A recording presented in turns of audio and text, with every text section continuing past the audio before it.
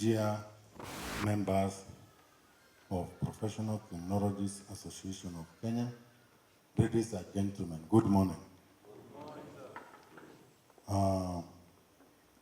Today, I'm not only humbled, but truly thankful to God for this opportunity, while I'm asking myself, why me? And in particular this time, when since I joined the police force, we had quite a number of bodies all in the world, some which I subscribe to as a member, but there is none for over my 25 years career as a police officer, which really subscribe directly to my passion, to my career. I don't know whether to call it a profession, but now I can say proudly, I'm a professionalist criminologist. Today, I got a chance to be among the first of more than 12 directors of criminal investigations in the Republic of Kenya to be the first, to be honored with this opportunity when the body has just been registered and effectively practicing for the good of our country. For that one, I say, even for thinking about me, the board members, the secretariat, who thought about us at the DCI, among us, as I said in a few ones when I was with the secretariat, when we were taking breakfast, you have no idea in this country, because I know the role you are about to start to play. This professional body of criminologists is one which cuts across board. When we talk of crime, we are talking about safety, we are talking about security, we are talking about peace, we are talking about prosperity of our country. Everything is embedded in terms of how crime is managed in every society, every community, every country, every nation. The best countries that attract the heaviest investment today in the world, where people migrate when they want to rest, tourism, to go and annual leaves which are paid even by corporate and all that, they all head to countries where there is peace, where there is safety and security. Such countries do not even need minerals and some other high economic kind of investment. They just need to have peace, security as their major generation of income for that country. And we have so many countries in the world that you know about. They have no any other resource, but the only resource is crime management. People feel at home, far away from their homes. Now, this is what now I'm telling you. My proudest moment today is to see you, ladies and gentlemen, assembled here with that passion to see to it that we shall not only export, we shall not only attract with our resources in terms of the few minerals that we have as a country, few beautiful beaches and wild animals and all that, but equally as a resource, we shall have peace, security in our country. And I can for sure tell you all other prosperity, as far as economic prosperity is concerned, will be inclined towards our crime management in the country.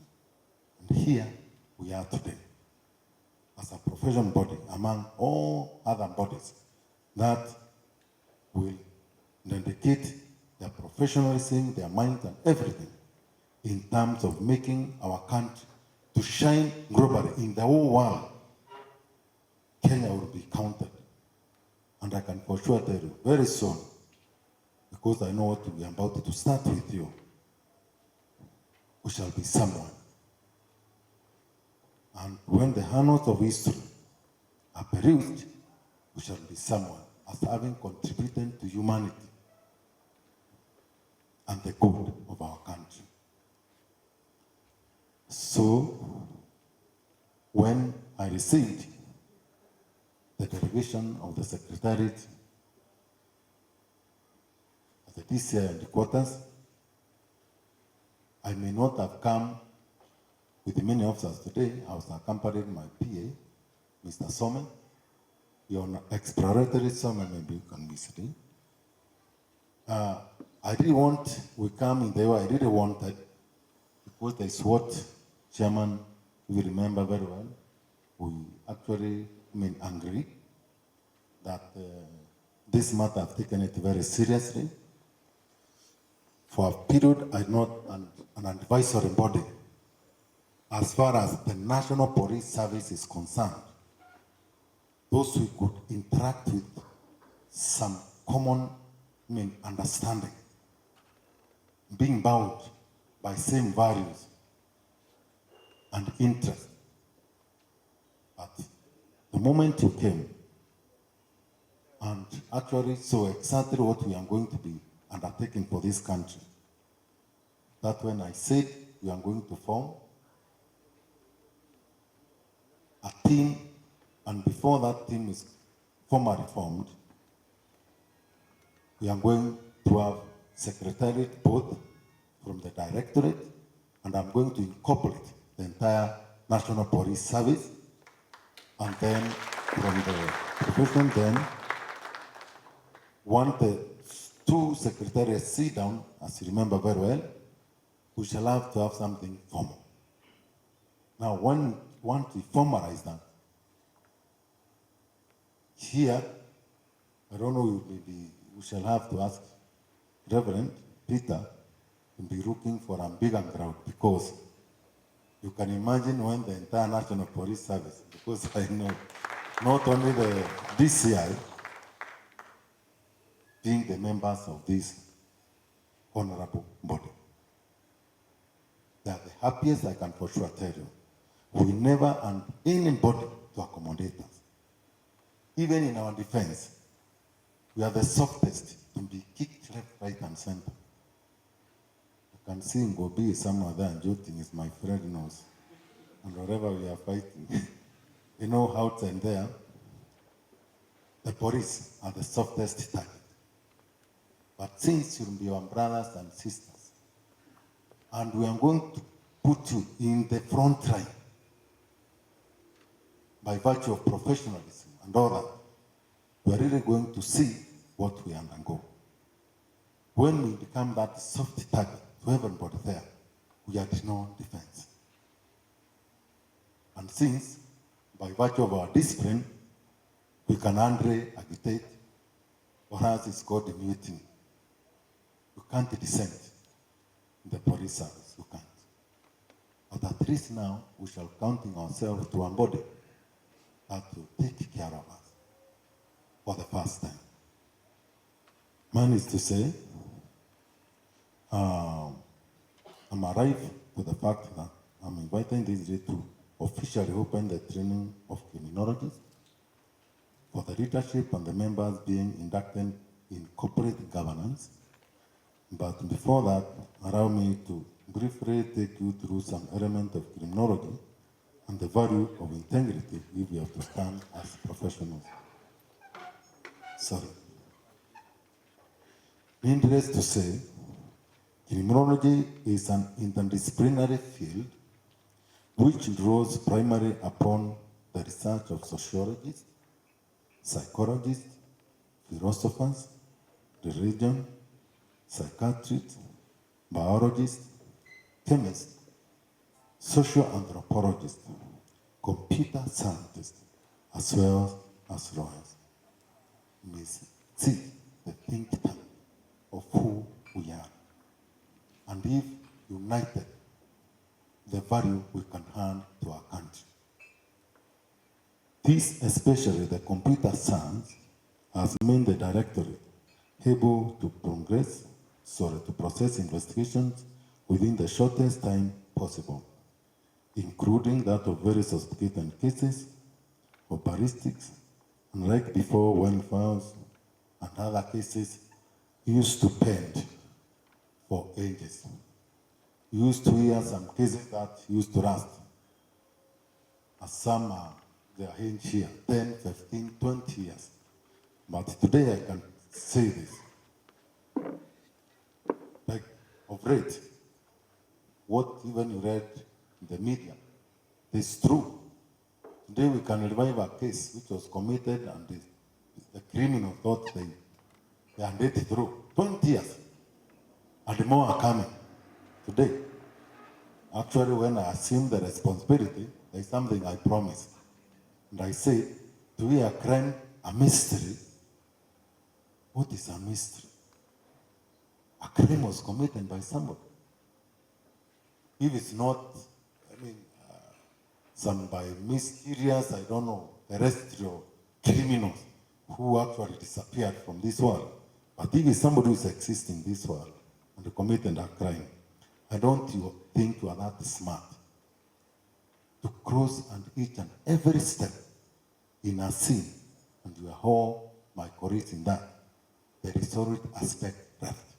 Today, we have taken our magnifying lenses, that's where we have gone through forensic science to ensure that if you committed a certain crime, like even some here that they were taken to court over 20 years, 15 years ago, when it was total plan, a conscious, planned way to root our sweat. And simply because they know they succeeded, they thought it is gone. They constructed their empires with their own sweat, their own labor. Now we grab for them. They are the ones we call the heroes, who we find ourselves now, we are the rest fortunate in the eyes of God, when we know very well. When we are the 10 sacks of maize as Kenyans, they stole 9 sacks of our maize. Then they go and they create shortage and say there is no maize. We have been left with only 1 sack. Then, even the retro that they have left with us, they go and bring maize from outside. They tell us at the cost of 10 times. We, the very poor, they have stolen from. They sell the very 9 sacks they stole from us. What heartless people, even if you are beneficiary, without really thinking about fellow Kenya. That holy mama there. Yes, you might be called a hero, driving the top of the rich vehicles and all that. But that mama there, clapping for you, calling you Moshinu and all the gratitude. He cries to God every night. Because he's innocent. You have confused him or her. Atujui, Rambia, we are the people who love you. Simply because you came with a cup of beans, take and cook once in a year. But that cup has been scooped from the very sack of my beans, which you stole. So that I clap for you and I call you my hero. These are the things which I'm saying. Slowly, you are going to hear about them. And now you have to come out very strongly, my dear brothers and sisters. We have come together as a body to serve humanity. what if you say, if I was destined to be poor, and God, if you said I'll die poor, sure, it's okay. It's the destiny that you gave me. Let me be like that. And you say, I'll never smile. If it be advisory, look, this is your window screen. You know, if it's cracked, you say, yes. Do you know when it's cracked? And maybe when it's raining or sun rays, please, in a week or two or a month, because you cannot get money immediately to go and report a windscreen. You can imagine somebody who is charging with you, you have even no idea whether that windscreen even is cracked. You have no idea. Here and here, nimeona tu kakidogo hapo hivi, no. Station. Unawekwa said, sure, you want to tell me that is enforcement? Or what? You want to intimidate you and say, Monene, I found it. Then, immediately, the window screen becomes brand new. He has forgotten it was cracked. By virtue, hivi sasa anaangalia kuna kitu, hii mguu hii imeisha. Station, toka, twende. No, Monene, please, I can't even tell that thread. The measurement, when it is finished or something. No. Sura ya kazi, twende, utasemea huko mbele. You really want to tell me this person is enforcing the law? The moment ukifika pale umepatiana what you was asking, immediately the tire becomes brand new. Unapigiwa saruti, unaenda. No, I'm talking of kind of these things. So, which we need to talk about and then eliminate. So, yeah, I talked about the capacity building, and I said we shall be partnering with you in terms of our training. You'll be with us, and we shall be consulting the body in so many things that we really want to roll out to the public, so that you can assist us reach the public that we have lost through you. We are going to gain, so that you become our agent outside there to assist us serve the public in the manner is expected of us. So I apologize, I've spoken, I've said a lot, I've bored you, but I know otherwise. It's simply because I'm so happy today to be associated with you. I was given the membership, which I was told it is called 001, simply because. So please, tell those who have the other membership of 00, and it is also elsewhere. I say thank you so much. God bless you so much, because it's opened. And please know that we count on you on a very serious note. As we develop, we are going to see what a resource we are going to be, not only to the National Police Service, to the entire security sector, but to this country. God bless you so much, and thank you.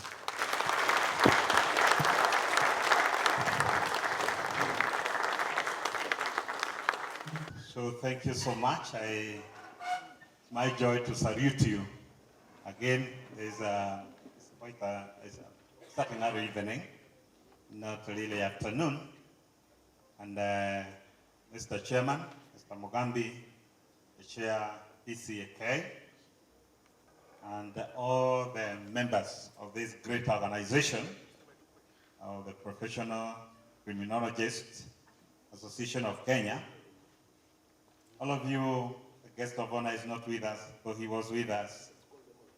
It's my great joy to salute you today. It's a very humbling moment to take a role of service, because we are meant and created for service, and God didn't create us for possessions. Mother Teresa, the great leader who passed on, said, and I really follow her literatures, that we are not called for possessions and greatness. We are called for service, and she says the source of greatness is service to people. And she showed an example of that by being a servant of the poor and the destitute and the underdogs. And she made a great leader without a possession, without a portfolio. She never held a national election for being a president or anything. God called her into service. And we are called to serve, me included. And so it is humbling as I take this opportunity to thank you for entrusting me with that work of a patron.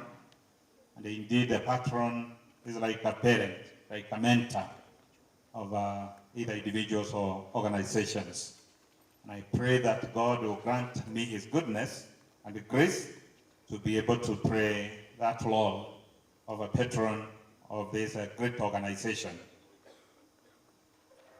Giving me this position is obviously a show of the high level of confidence you have in me and the entire institution of the church, not only the Presbyterian Church, but all on behalf of the religious sector of our society. I acknowledge that we are in a pluralistic organization. We are not all Christians, we are Muslims, we have people from other religions.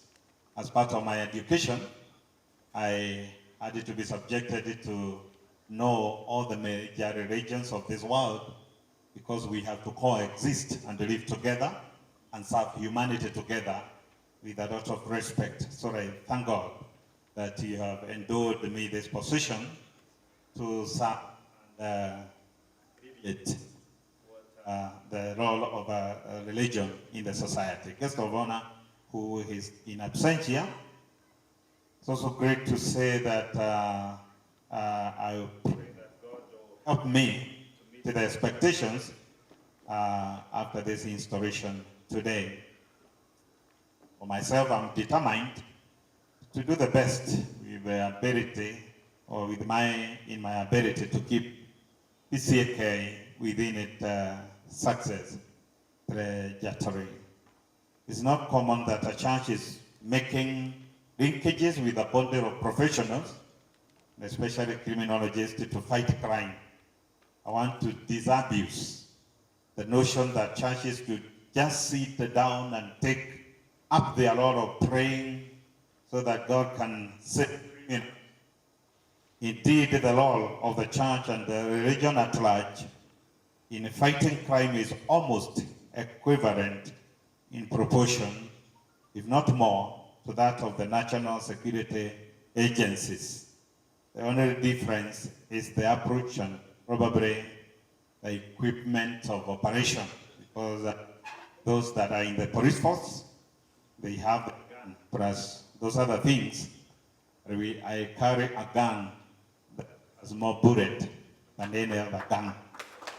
And I'm sure that we have people who have the holy books, the Quran and others, and all those holy books. They are books that help to prevent crime if people would religiously follow them. There would be no crime here on earth. And so I have that weapon, which now, with the weapons that you use, we must continue declaring that crime must fall.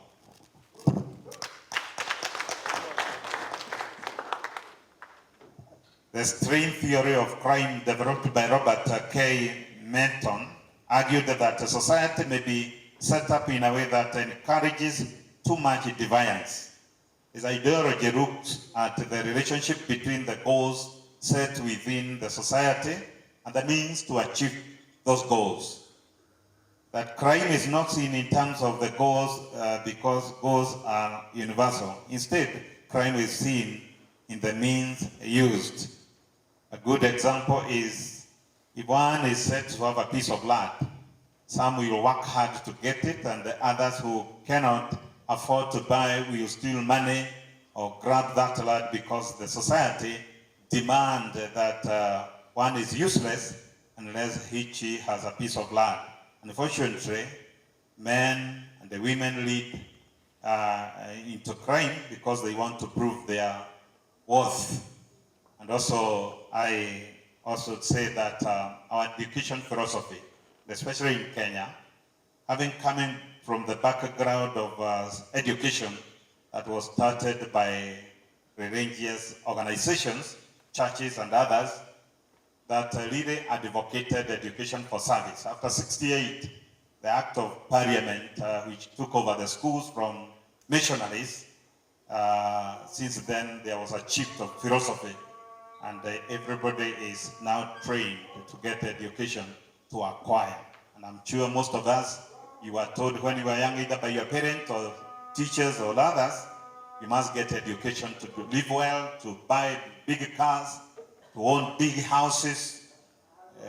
Rarely were you told you are getting education to serve. I happened to study in South Korea, and there, even their small children who always tell you they are acquiring education to serve. And they believe Korea is the second Israel, and all the nations of the earth will be blessed through Korea. And so even the youth in the university where I was, they always tell you I want to become a doctor and treat thousands of people. Others will tell you they want to become engineers to build so many roads and buildings and other things. Rarely do they tell you they want to become engineers to become rich. But here in Kenya, it is education or mercy. For this reason, we are entering into partnership with the Pcak to use our TV, that is Pcak TV, as a platform for enlightening the society on crime prevention. We shall do this free of charge, as the Pcak chairman will serve in our media board to give the prominence of this serious engagement. Just to state that the Pcak chairman also play a vital role in the establishment of the church as a security consultant for us here in the head office, and also senior ranking security board member at PCA St. Andrews, which is one of the very vulnerable congregations in this city as far as terrorism is concerned. Sir, and all members, the Presbyterian University has a strong undergraduate criminology program, where I'm also a reader in the BOT, and it is expected that the Pcak experts will share the criminology skills with these learners from time to time. As the head of the Presbyterian Secretariat, it is my hope that our staff will benefit from this expertise, as include our ministers and also our CEOs of our many institutions that include educational, health, and other educational institutions, so that at the end of the day, we'll get adequate skills in security matters. This will go down to families, because when our daily sermons, when we incorporate matters of security, we will eventually be alert like the people of Israel, where even the youngest know about self-security. It will eventually be a cultural value to uphold. Our partnership in this training is just the beginning of the bigger things to come. I don't know why we will not make it. We must make it, and the crime must fall. In the name of God, the Father, Son, and the Holy Spirit. Thank you so much. Amen to that.